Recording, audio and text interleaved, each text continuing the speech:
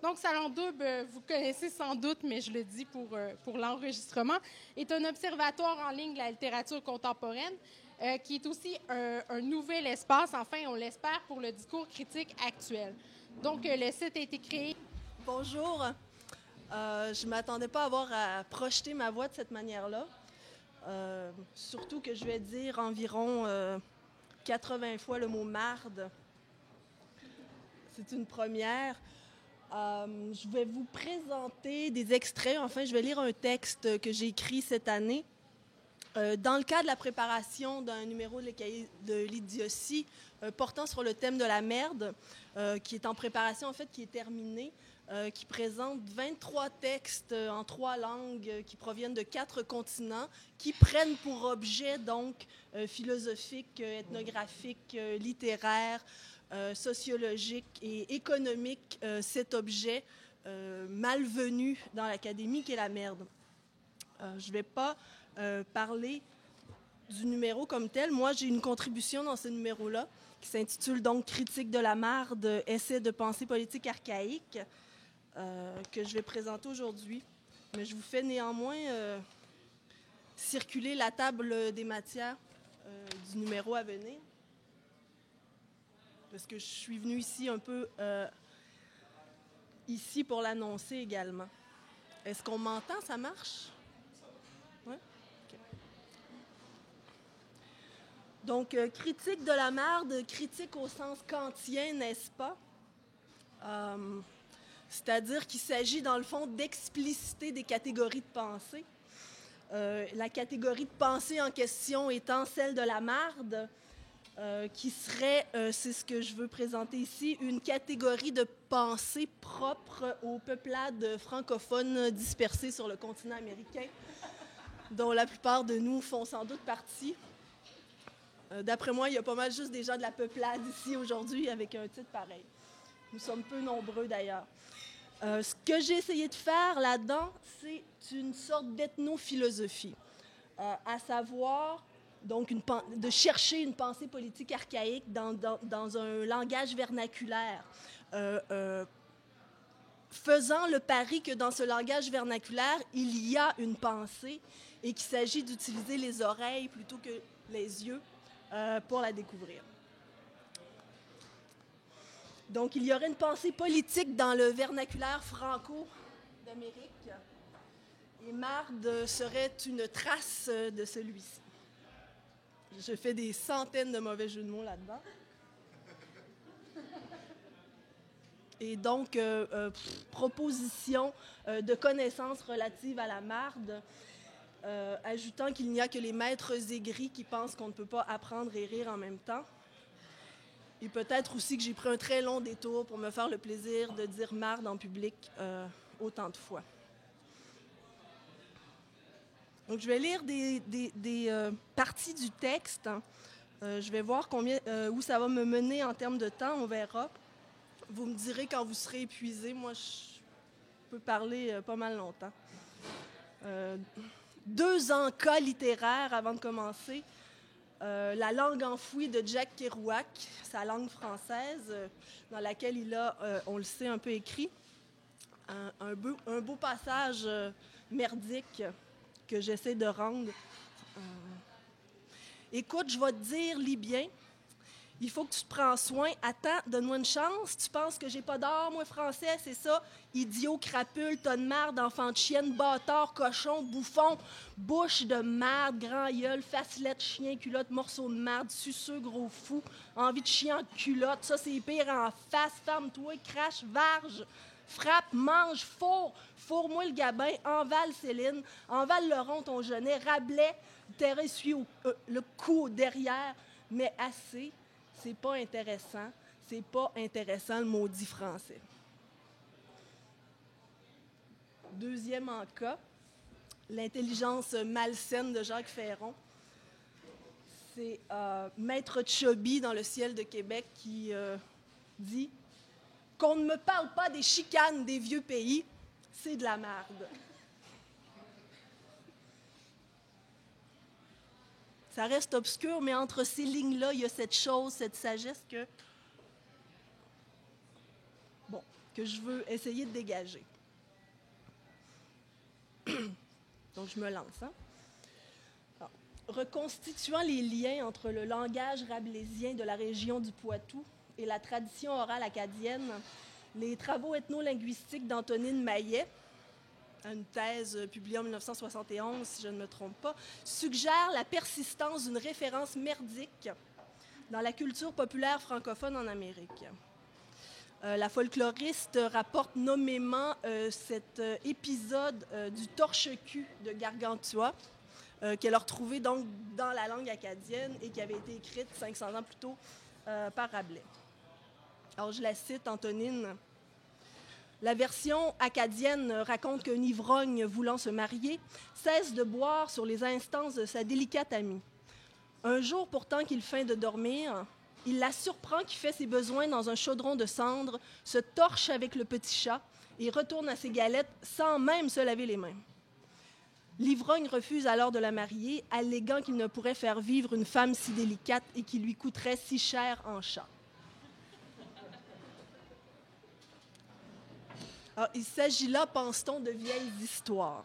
Les galettes, les chatons, les ivrognes, les fiancés et leurs fesses seraient les figures d'un humour, dans le fond, révolu. Écho lointain de la longue période noire et anti-républicaine des Franco du nord de l'Amérique. Comme l'avait affirmé avec beaucoup de certitude à la fin des années 90, une spécialiste de Rabelais que j'avais entendue à l'UQAM alors que j'étais étudiante dans l'enceinte brune, elle disait « Les blagues de merde ne font plus rire personne ». Et là, moi, en jeune femme que j'étais, ça m'avait causé un malaise. J'ai dit « mais chez nous, ça nous fait encore beaucoup rire, vous savez ». Et donc, je me suis dit « Bon, ne font plus rire personne, entendre peut-être, ne font plus rire personne en France. » Parce que dans la plupart des milieux québécois que je connais, ça nous fait encore beaucoup rire. Incidemment, le groupe d'humoristes Rock et Belles Oreilles, dans les années 80, ils ont repris l'image du torche-cul de Gargantua. Ceux qui ont mon âge vont s'en rappeler dans la pub de Motonel. Donc, c'était une parodie d'une publicité de papier de toilette où, effectivement, un petit chat blanc dans l'écran disparaissait et réapparaissait brun. Bon. Vous voyez qu'on rit. Donc, ma question de recherche est la suivante. Est-ce que la référence merdique serait un trait distinctif de la culture francophone d'Amérique?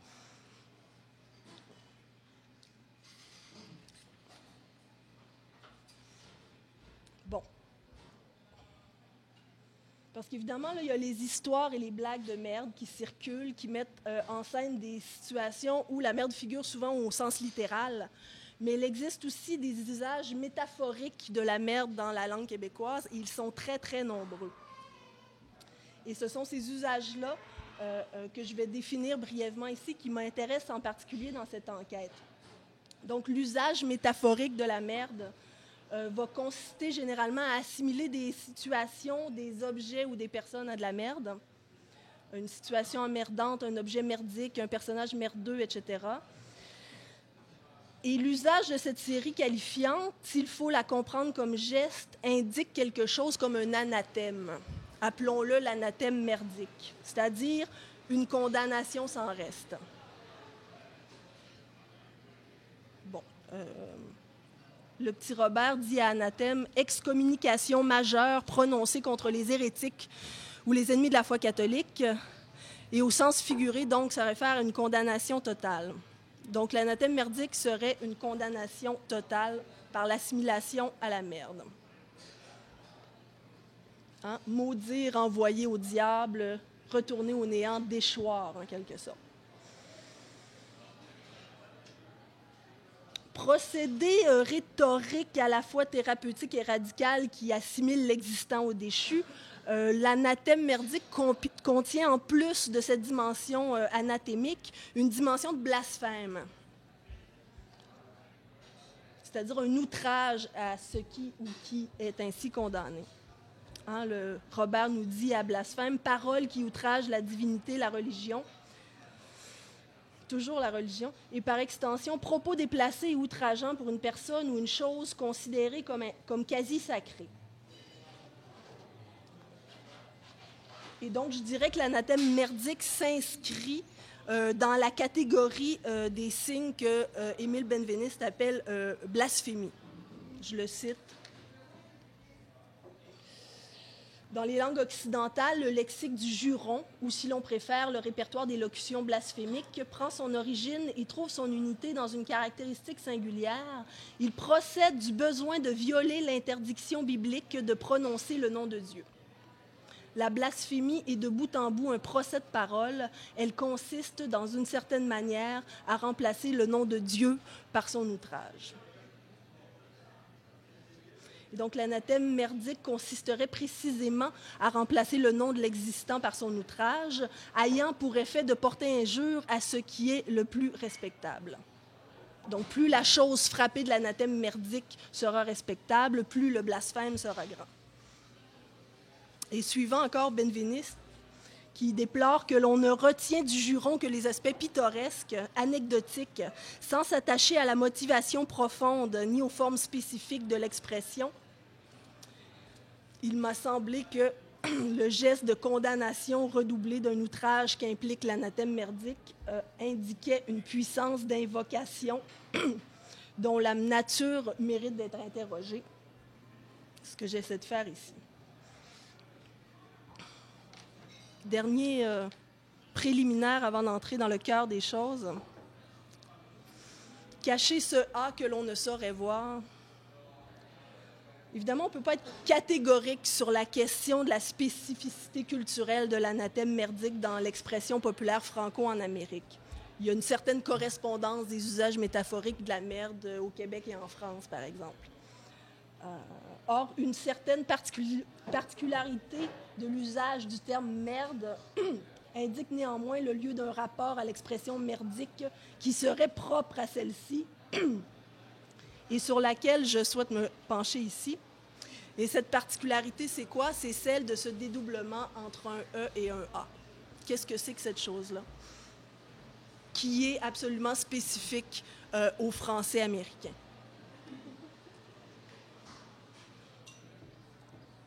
Et donc, si en Amérique, la plupart du temps, l'on écrit et l'on prononce « merde », ce que j'appelle une forme majeure, il arrive encore d'entendre, surtout, et parfois de lire « marde », appelons-la forme mineure, qualifiée par les spécialistes de déformation phonétique populaire très répandue. Et donc, cette forme majeure de merde et cette forme mineure de marde coexistent dans la culture francophone d'Amérique, indiquant nécessairement par là une de ces caractéristiques dont je suis à la recherche. Donc, qu'en est-il de cette doublure?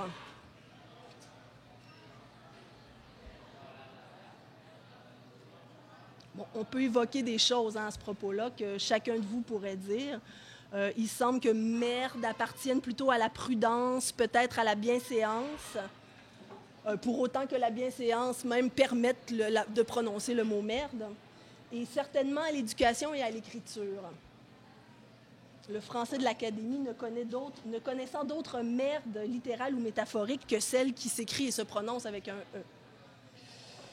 Or, dans la trame discursive commune américaine, sous ce E légitime et admissible, se cache indéniablement un A, un petit frère bâtard, une force illégitime, une expression sauvage, peut-être même une marque d'insoumission. Ce petit A, en tout cas, est presque strictement oral. Ou alors, il désigne dans l'écriture le plus souvent le fait d'une oralité. Benveniste encore, le besoin de transgresser l'interdit, profondément enfoui dans l'inconscient, trouve issue dans une éjaculation brutale, arrachée par l'intensité au sentiment, et qui s'accomplit en bafouant le divin. Une éjaculation brutale, tel serait peut-être le petit A. Donc, par rapport à son grand frère scriptural, le E continental, ce petit A de l'expression merdique franco comporte un élément de gêne. Marde n'existe à peu près pas dans la trame discursive publique. On le cache, on l'oublie, on l'ensevelit, on le corrige. redoublement de la répression bourgeoise anale, non seulement on ne parle pas de merde au risque d'être associé à celle-ci, mais s'il faut absolument prononcer le mot, on le dira merde et non pas marde. Marquant par là un attachement à la culture institutionnelle lettrée et publique, plutôt qu'à la culture populaire, semi-orale et privée.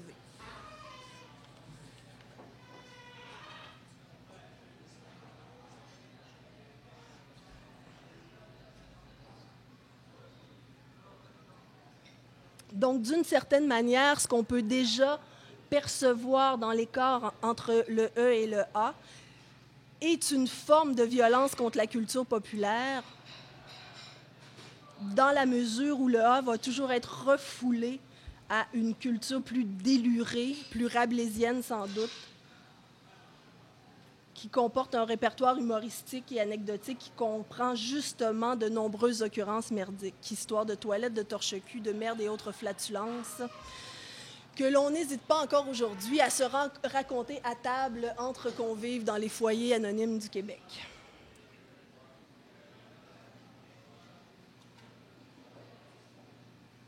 Et donc, à la distinction continentale évoquée au départ, en rire ou pas, les Français ne riraient pas de la merde, les Québécois en riraient.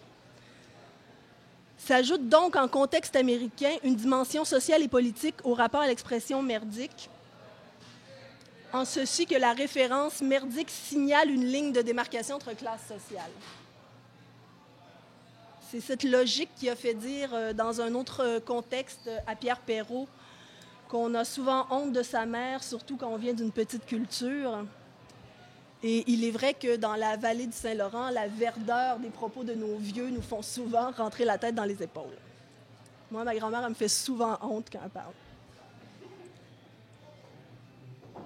Et comme l'a encore noté Pierre Perrault, qui entre tous a peut-être le mieux réfléchi sur le sens en Amérique franco de l'écart entre la langue orale et la langue écrite, et sur sa signification politique, il dit « Pour savoir qui j'étais, je me suis mis à l'écoute de la parole de source, celle qui parle joual et qui dit marde pour l'avoir vécu. Et je n'ai jamais plus cheminé dans les alexandrins poudrés, ni rencontré derrière les éventails les soupirs et les effets marquises. » Et donc, derrière merde se cache encore, dans la bouche franco, un marde qui se tient tranquille, sédimenté en dormance, expression lourde en train de composter. Tant et si bien que marde existe, résiste, survit et s'achemine contre les puissances de l'effacement et contre l'érosion, malgré l'invisibilité dont il est frappé, malgré la conjuration et l'autoconjuration dont ce ressort vulgaire qui est le A et l'objet. Tel un lion qui rampe, écrit Henry Miller, à propos des puissances enfouies dans le langage.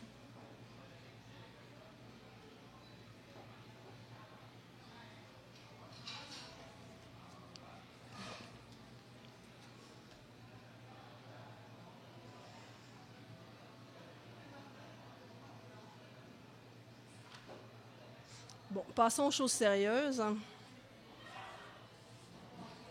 Une fois qu'on a dit que dans cet écart entre merde et marde, qui constituerait une particularité du vernaculaire francophone en Amérique, il faut aller y voir de plus près et essayer de voir ce qui pourrait s'y dégager. Donc, j'ai fait une recension assez sauvage là, des expressions de la marde dans la langue vernaculaire québécoise, qui est la mienne et qui est celle de ma mère. Je vous fais rapport de mon enquête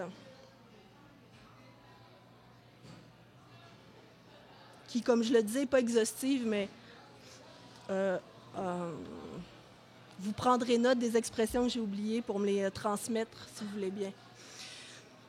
Alors, on entend parfois ce cri viscéral dont la portée critique ne se dément jamais, même à l'oreille distraite, c'est de la marde. Ou encore, à propos de tel individu véreux, c'est un plein de marde ou gros plein de marde.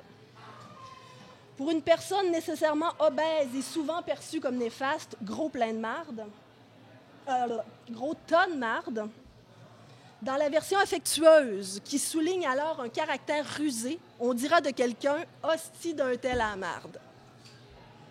On entend aussi « abandonnant un ouvrage qui paraît trop difficile, souvent réalisé pour le compte d'une cause qui semble après tout vaine à celui qui s'y essaye, ah, puis de la marde ».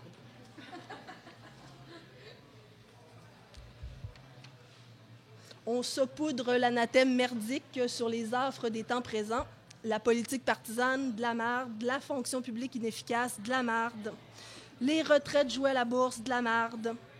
De même, le propos trafiqué d'un interlocuteur motivé par un intérêt jugé vil, c'est de la marde. On entend même parfois, dans une exclamation de dépit qui étonne, maudire l'abject, maudite marde. Ou crise de marde, ou hostie de marde. On pourrait croire alors qu'il s'agisse de redoubler l'abjection. La marde, c'est déjà la saleté même, et elle encore, par le maudissement, est renvoyée au diable. Double blasphème, blasphème inversé. Notons également la forte présence de la marde dans la qualification des biens de consommation jugés de mauvaise qualité, déficients, sans fiabilité. Ça ne vaut pas de la marde. Il y a encore la mouche à marde. Celui qui colle, qui persiste, qui tourne autour. Il y a ceux qui chient pas de marde, la reine, le pape, les riches, les parvenus, les pédants. Ceux qu'on appelle aussi les péteux, les fesses serrées, ou ceux qui parlent avec la bouche en cul de poule. Rappelons encore cet usage, il s'est mis dans la marde. Et là, je suis dans la marde. Souvent à propos de problèmes financiers ou relativement à des démêlés avec des forces policières. Un été de marde signifie généralement un été pluvieux. On dira dans le même sens à propos de la pluie, mais plus souvent encore à propos de la neige, il tombe de la marde. Ou ce sera, pour des raisons relatives au locuteur, une saison malheureuse. Il y avait de la marde sous les murs quand on a fini. Indique une séance sexuelle particulièrement relevée. Entendue à Mont-Laurier. Okay?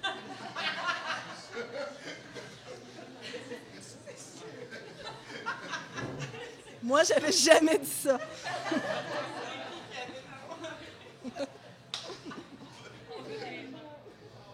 C'est une anecdote de bar, va sans dire. Ça goûte la marde, dis bien ce que ça dit. Brasser de la marde signifie agir de manière à transformer une situation donnée, souvent sans à-propos, ou encore semer la zizanie. Dire à quelqu'un de manger de la marde ou de manger un char de marde est une fin de non-recevoir catégorique. Un homme de ma connaissance, qui est le fils unilingue anglais d'une métisse francophone du Manitoba, se rappelle de 2 phrases que sa mère francophone lui disait. La première étant « tu fais pitié » quand il se plaignait de son sort. Et la deuxième, c'est « mangeons de la marde » quand il n'était pas content de ce qu'il y avait dans son assiette. Donc, quand on perd la langue française en Amérique, on s'accroche à une dizaine de mots, dont marde.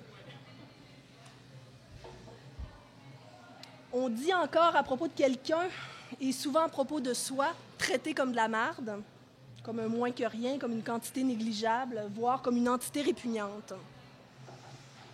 Enfin, usage en apparence paradoxal, on associe la bonne fortune à la merde.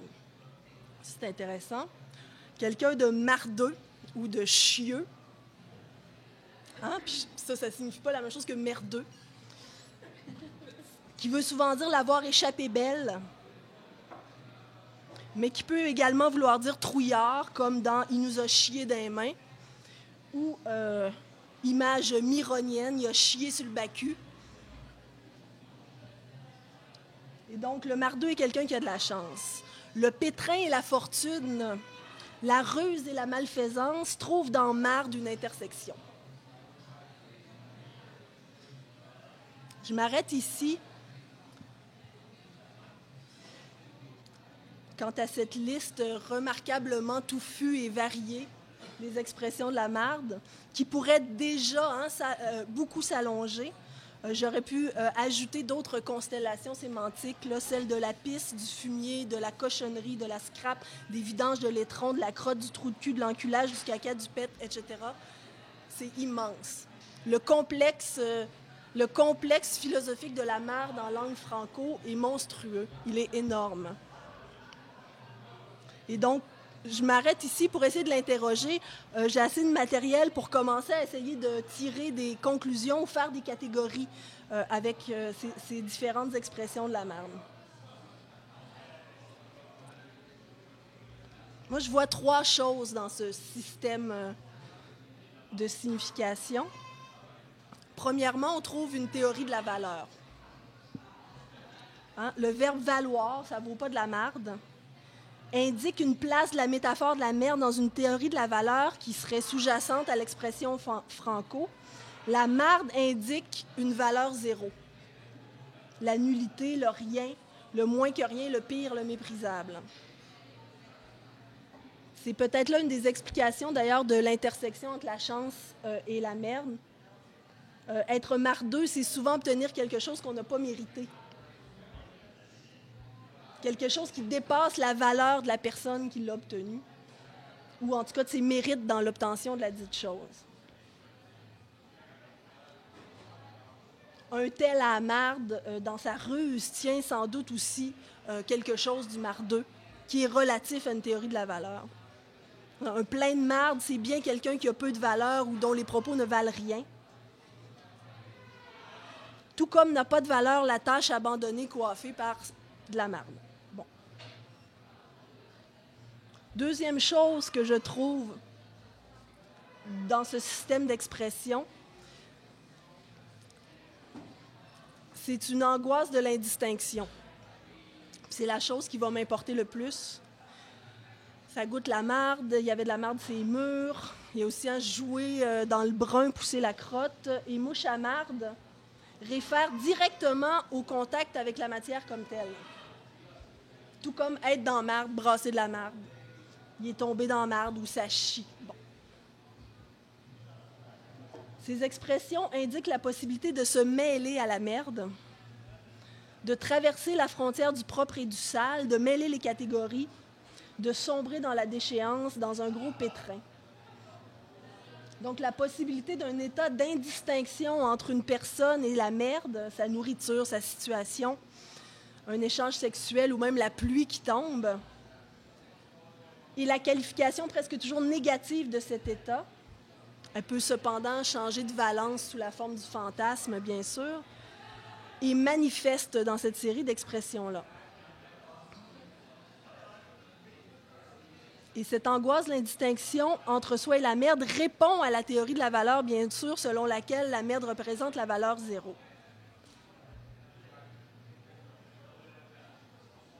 Ne rien valoir par l'assimilation merdique et s'exclure de ce fait de la communauté des humains, brouiller l'ordre, être accablé d'une existence liminaire.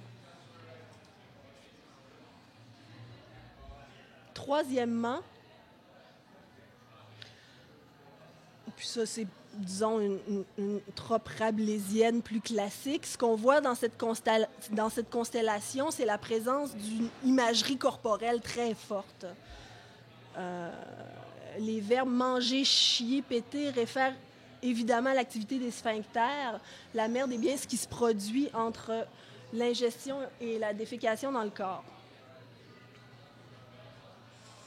Et donc, cette invocation du processus de digestion dans l'anathème merdique conserve une dimension fortement biologique dans l'usage de la métaphore. Il s'agit bel et bien de la merde que produit le corps, indiquant tantôt la fonction de défécation, tu me fais chier, il ne chie pas de marde, qui fait écho à y est constipé ou encore va chier et être chieux. Parfois inversant de manière grotesque et violente la représentation du processus naturel, du manger vers le chier, de l'ingestion vers la défécation, en suggérant de manger de la marde, en parlant d'un manger une marde, ou encore plus directement d'annoncer « je vais te dévisser la tête puis je vais te chier dans le corps ».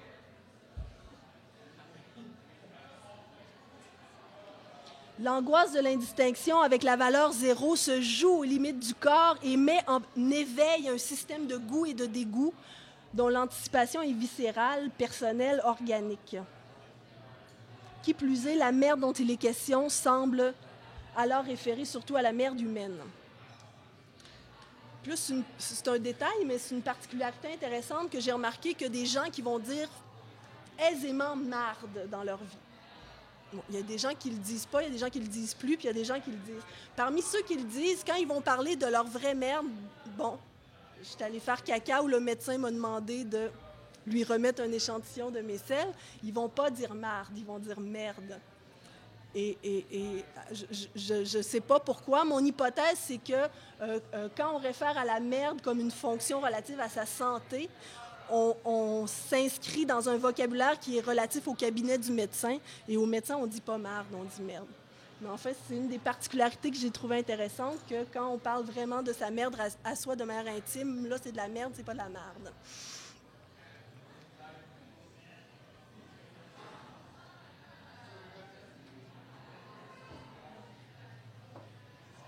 Êtes-vous fatigué?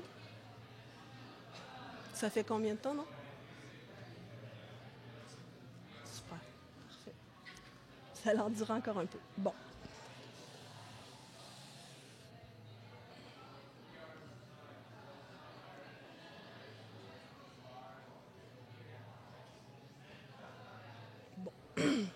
Donc, je l'ai suggéré au début du texte, l'anathème merdique franco, dans toutes les formes que j'ai énumérées, n'est à peu près jamais entendu hors du contexte privé et populaire dans lequel il est produit. Hormis dans des cas limites où son A est déguisé en E, ou encore pour provoquer en jouant du statut d'exception de la locution. Feu Pierre Falardeau est célèbre pour son usage de marde intensif dans l'espace populaire. On lui en a voulu notamment pour ça. Ou enfin pour illustrer de manière fictionnelle les mœurs québécoises. J'ai remarqué une certaine détente dans les 10-15 dernières années où le téléroman radio-canadien, cette forme majeure de notre culture, nous offre quelques mardes bien senties et qui nous font beaucoup rire d'ailleurs. Mais sauf ces exceptions, il faut quand même constater que marde et les expressions de la marde ne se qualifient pas au titre d'expression légitime dans l'espace public, ni hier ni aujourd'hui. Marde est donc un mot privé et pourtant omniprésent. C'est-à-dire que l'anathème évoquant et invoquant une certaine horreur, la valeur zéro, l'indistinction et les déjections humaines, serait lui-même considéré comme sale et traité avec une précaution particulière dans la trame discursive. Il y a une espèce de contamination là, entre le signifiant et le signifié. Et donc, une de mes questions, c'est comment explique-t-on cette précaution, cette contamination du signifiant et du signifié? Et je propose deux hypothèses, dans le fond, qui me permettent de déboucher sur une sagesse de la marde, en quelque sorte, sur laquelle je vais terminer cette présentation. Donc, pourquoi le signe marde est-il sale? Première hypothèse, la puissance de la métaphore même, sa violence, la décharge symbolique qu'elle constitue, déclasserait systématiquement son usage dans l'espace public, nommément les médias, les assemblées législatives, la production intellectuelle, les salons. En d'autres termes, les usages populaires de la forme marde sont trop violents, réfèrent à un vécu trop brutal pour être entendu. Sa charge anathémique serait insupportable. Comme dit Perrault, on dit marde pour l'avoir vécu. Et comme dit Antonine Maillet, rien n'est aussi vrai que le vivant et toute vérité n'est pas bonne à dire. Deuxième hypothèse qui s'ajoute à la première plutôt que l'exclure, la violence de l'anathème merdique reflète et répond peut-être à la puissance d'exclusion sociale dont son oblitération est la manifestation. C'est-à-dire que cette oblitération du « A » dans l'espace public serait le symptôme d'un refoulement actif et impersonnel de l'expression populaire. Refoulement auquel est néanmoins opposée dans la culture une résistance paradoxale. C'est-à-dire que l'anathème merdique est une charge trop violente pour être entendue et sa violence est à l'égal de la violence qui la refoule. Je reviens à cette structuration, dans le fond, entre une culture institutionnelle lettrée publique et une culture populaire qui est réprimée par cette culture-là.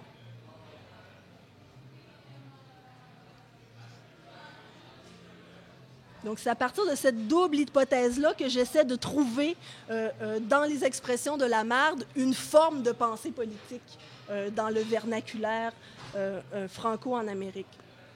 Puis, j'avais toute une section intéressante où je me suis attardée dans différents forums sur Internet pour récolter encore des expressions de Lamarde. Puis, je vais passer parce que ça sera un peu long, mais il y en a quand même des belles.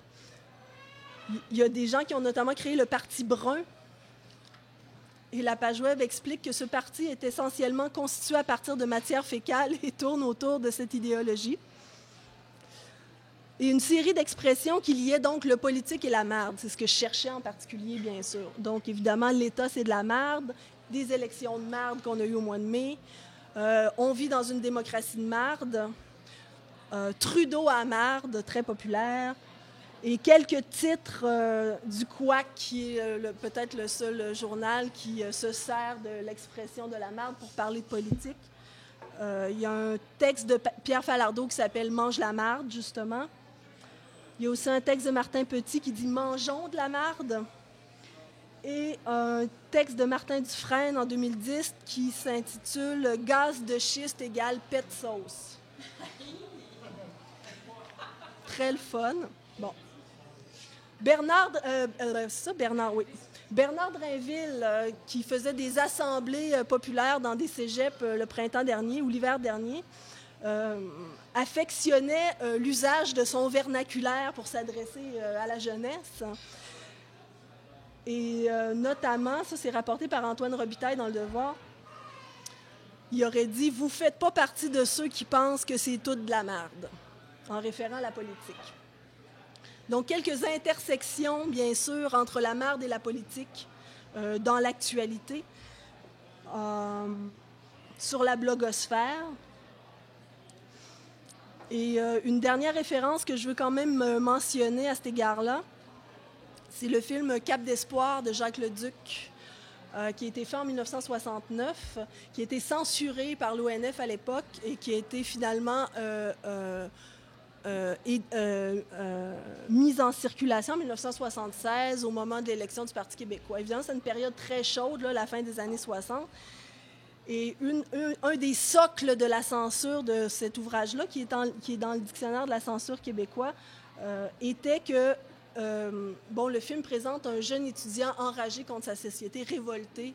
Puis pour bien le dire, il chie sur tout. Puis là, il veut brûler tout le monde, il veut déterrer Maurice Duplessis pour le brûler, etc., etc. Et la fin du film, c'est qu'il répète plusieurs fois à la caméra « Mangez donc tout de la merde, mangez donc tout de la merde, mangez donc tout de la merde ». Il y a aussi une scène où il lit un journal de Power Corp sur les toilettes, puis on entend son caca tomber. Enfin, c'est ultra scatologique, dans le fond. Et c'est une critique politique scatologique, si on veut, qui m'apparaît un morceau d'anthologie là, dans cette possible relation entre pensée politique et marde dans le vernaculaire québécois.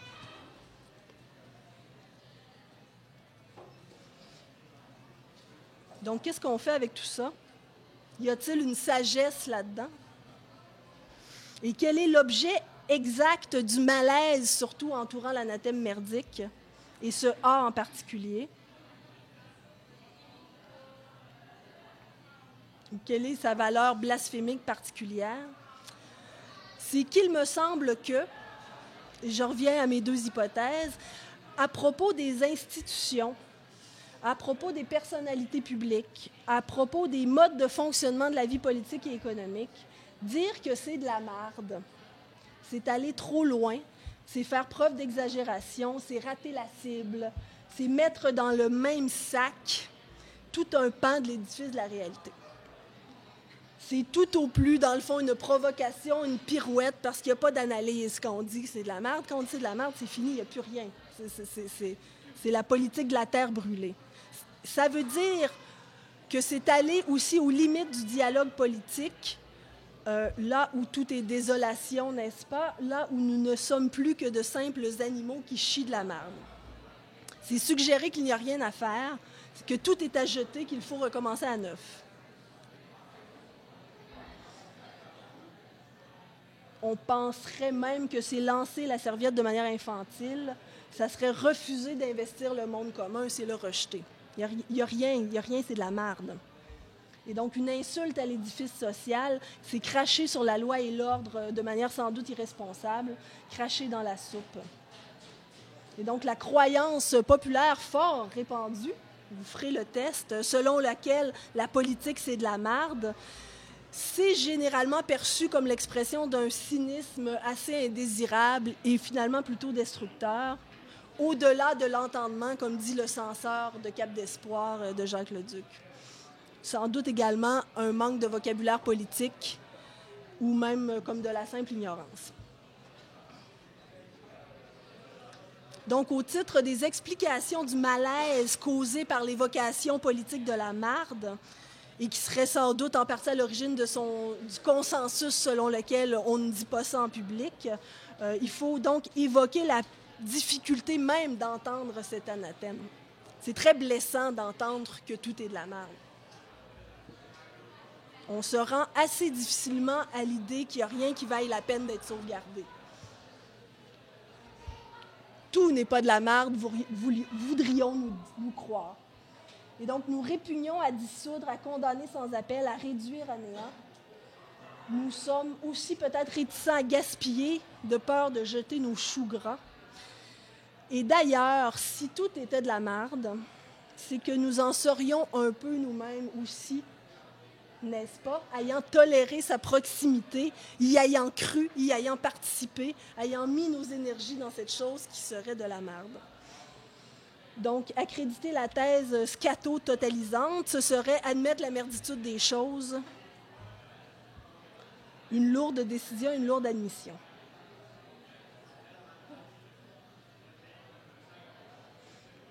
Et si on se rapporte à Julia Kristeva dans Pouvoir de l'horreur, elle parle assez bien de cette difficulté de côtoyer l'indistinction, le néant et l'horreur, en fait. Pourquoi? Parce que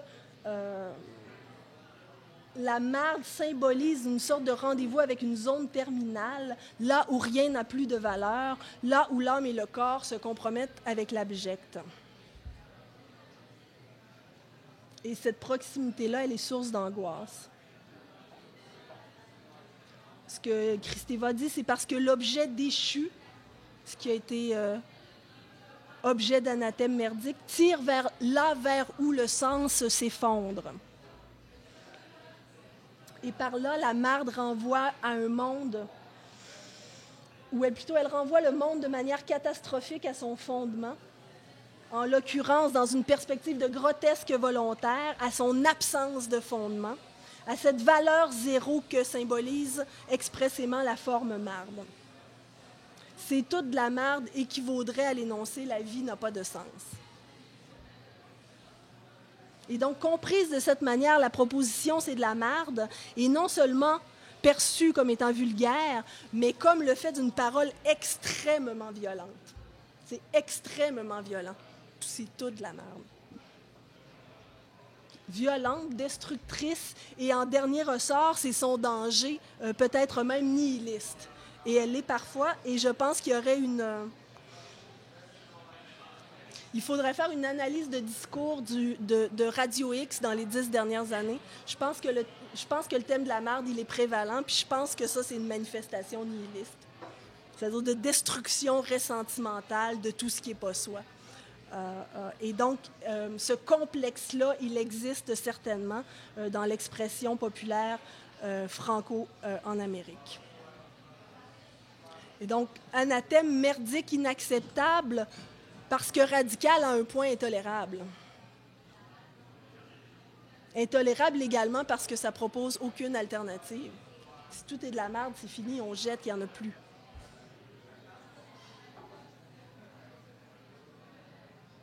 Et donc, son caractère inacceptable tient justement au fait d'être à la fois anathémique, condamnation sans appel, et blasphématoire. Elle outrage le caractère sacré de l'ordre établi en même temps.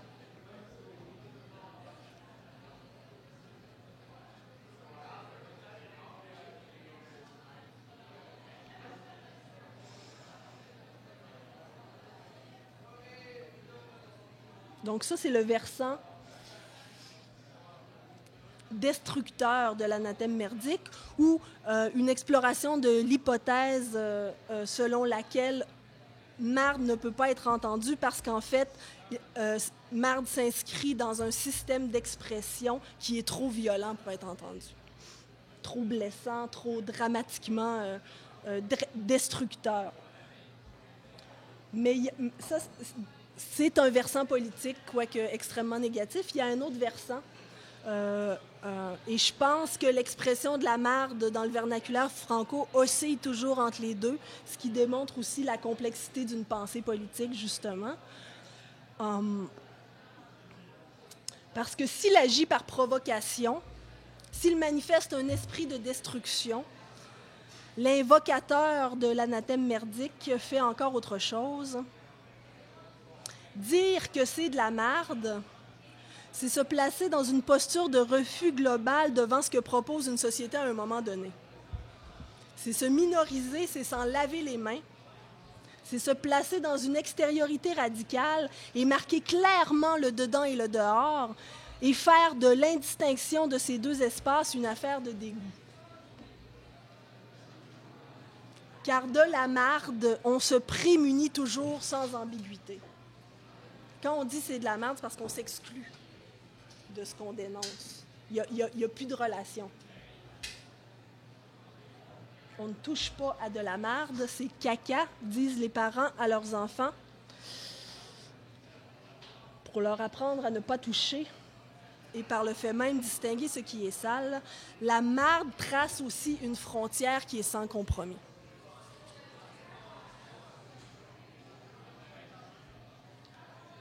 Donc, un mode d'auto-exclusion, une manière de se prémunir contre quelque chose qui prend dans le mouvement de dégoût les caractéristiques de l'abject, c'est-à-dire la puissance et le danger. C'est pourquoi Kristeva dit que le jeté fait exister l'abject, c'est-à-dire le dégoût performe une frontière qui autrement resterait floue. C'est de la marde marquerait ainsi un refus de participer, une mise à l'écart. Et c'est justement cette mise à l'écart que l'on a parfois associée, qui fait qu'on a parfois associé l'abject et le sacré. Et ce refus est subi comme une blessure par ceux qui se tiennent dans la proximité de l'objet déchu, corrompu, perçu du point de vue de l'anathème comme des victimes ou comme des coupables. Dire que c'est de la marde, c'est marquer en l'occurrence un dégoût viscéral pour la proposition que nous fait une société à un moment donné, et par extension ressentir de la pitié et du dégoût, deux sentiments qui communiquent pour ceux qui y participent, pour ceux qui s'y salissent. Donc, topologie de la pureté, si on veut, qui s'actualise dans l'usage des expressions de la marde dans le domaine politique. Et on peut comprendre que c'est une position qui s'exerce à défaut d'autres règles plus extériorisées et mieux ancrées dans le commun pour arriver à tracer des frontières. En l'absence d'institutions, la culture a des mécanismes pour tracer les frontières entre le propre et le sale. Et les expressions de la marde dans le vernaculaire franco font partie de ces mécanismes-là. Donc, transposé dans une attitude politique.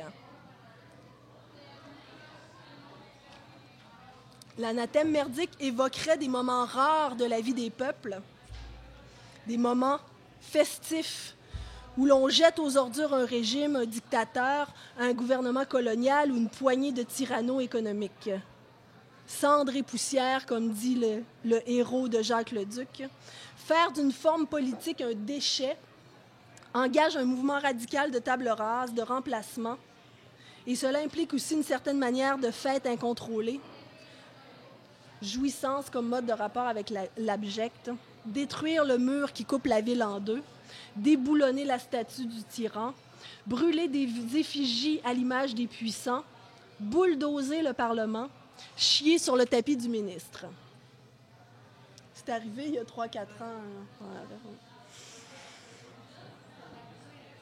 Et donc, disposer des déchets politiques dans un quelconque rituel populaire, escorter vers le cloaque ce qui a été qualifié de marde par le commun,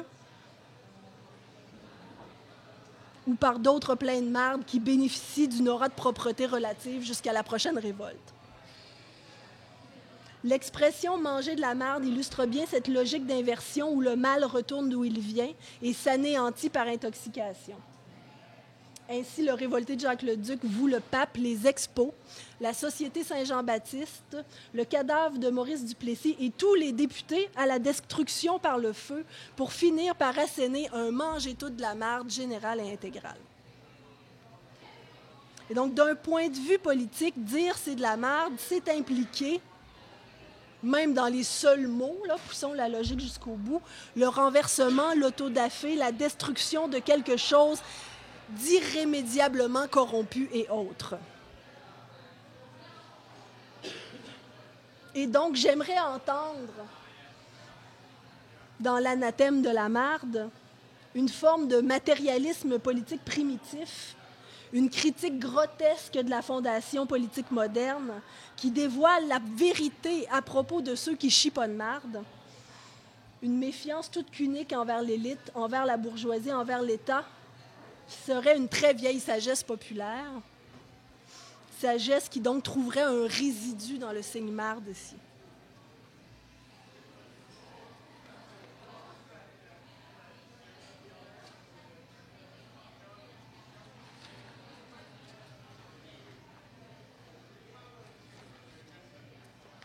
Bon, je conclus longuement. Je récapitule un petit peu là.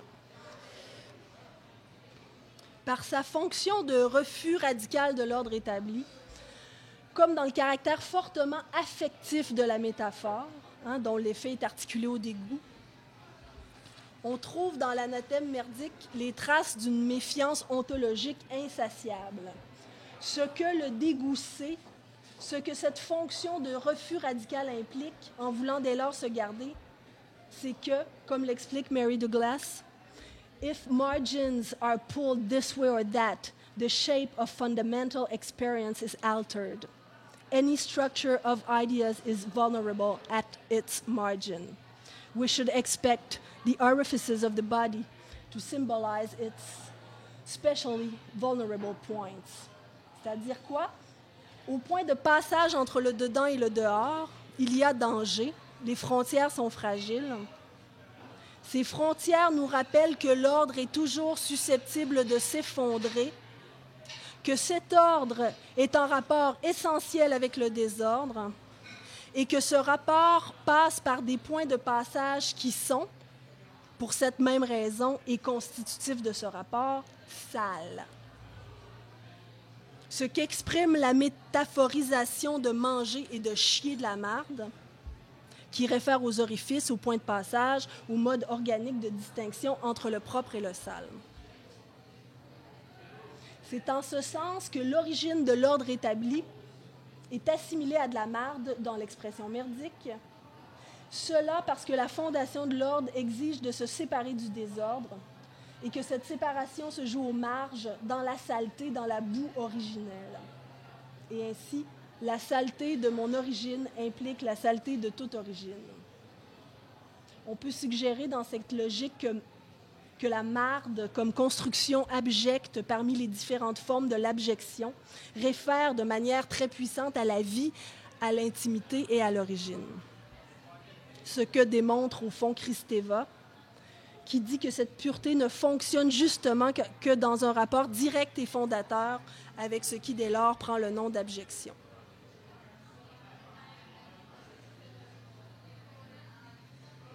Et donc, la génération d'une notion de pureté, c'est ça qui est en jeu dans l'expression de la marde. Le processus d'épuration lui-même manifeste dans ça, c'est-à-dire dans le fait d'endosser pour soi la vulgarité de l'expression merdique, une dimension de création ontologique et politique. Les usages de l'anathème merdique pourraient en effet suggérer une subtile compréhension du pouvoir créateur de l'abjection, et ne limite pas l'énoncé à sa puissance de néantisation, quoique cette dernière soit réelle et selon les époques, je pense, elle peut être même dominante. C'est-à-dire que la position de pureté créée par l'anathème, l'auto-exclusion, assume la souillure fondatrice en assumant le blasphème, c'est-à-dire la vulgarité nécessairement impliquée par la prononciation de l'anathème. Et donc, en conclusion, la signification de la marde, ou sa signification politique, à tout le moins, n'est pas univoque. Si elle indique ce sur quoi j'ai beaucoup insisté, quelque chose du degré zéro de la valeur, ce degré zéro, on le disait au début, côtoie des notions de fortune et de chance, de contingence heureuse. Être mardeux, avoir la marde au cul ou maudit un tel à la marde sont les usages qui manifestent ce paradoxe. Comme on peut le lire dans le manifeste du refus global, la fortune est à nous si nous rabattons nos visières, bouchons nos oreilles, remontons nos bottes et hardiment frayons dans le tas. À gauche, à droite, nous préférons être cyniques spontanément, sans malice. C'est de la marde serait ainsi également une charge symbolique d'une grande puissance qui est créatrice. Kristeva explique à cet effet que dans l'abjection, je la cite, la révolte est tout entière dans l'être du langage. Contrairement à l'hystérie qui provoque, boude ou séduit le symbolique mais ne le produit pas, le sujet de l'abjection est éminemment productif de culture. Son symptôme est le rejet et la reconstruction des langages. Et donc l'anathème merdique Franco exprimerait, dans l'invocation pourtant périlleuse du néant, un désir de création, un désir de tracer de nouvelles frontières, des lignes de démarcation entre le propre et le sale, le vrai et le faux, le juste et l'injuste. Et donc peut-être une créativité politique potentialisée dans l'expression merdique, à la hauteur de sa conjuration politique. Et cette créativité-là, elle est nécessairement intégralement populaire. Ce serait dire, et là j'atteins un point de fusion enthousiaste qui sera sage de tempérer dans d'autres entreprises, énoncé universel, le peuple conserve en lui sa puissance éternelle de destruction créatrice, telle une parole de source, et que, énoncé particulier, l'un des noms de cette puissance dans la culture franco est marde. C'est ça.